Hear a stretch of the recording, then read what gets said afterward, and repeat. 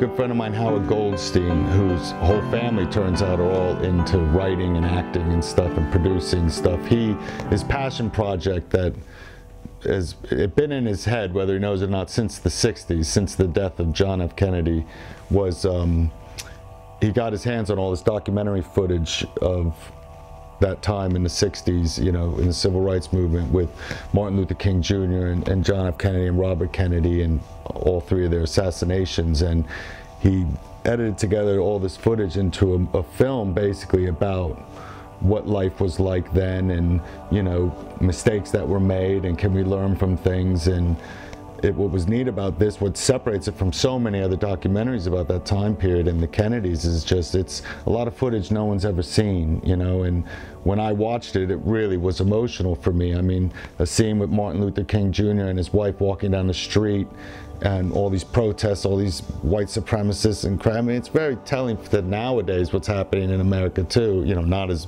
bad as the media says, but anyway. But Martin Luther King's walking with his wife, and like someone throws a beer can at his wife, hits her in the head or something. I haven't seen the footage in a while, but it was really like, that's awful. And then the next shot, which no one's seen this footage, the next scene is him at dinner with his wife and his kids, and they're basically talking, how was your day? And he's like, yeah, it was good, it was a good day. When we just saw it was awful what he must have gone through, but he's trying to prove, you know, that love and respect is what's going to win, whether it will or not, who knows. Seems like money wins.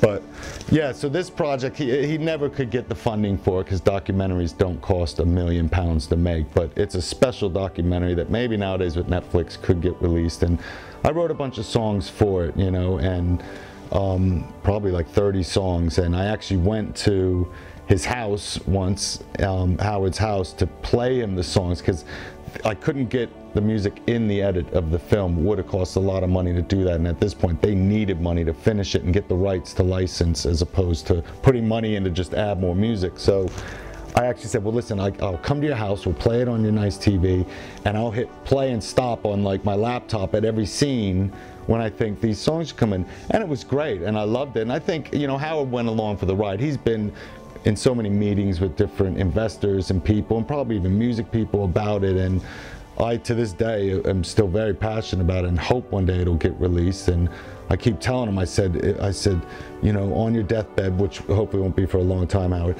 you have to at least give me the download link so I can spread it around, because no one can sue you if you're dead. Well, I don't know, ask Michael Jackson, they're suing him all the time. Anyway, I digress. But yeah, these songs, some of them, there's maybe 5 or 6 on the record that I felt won. That one, The Blessed, is actually one that was sort of at the end of the film, and, you know, it was just what I felt.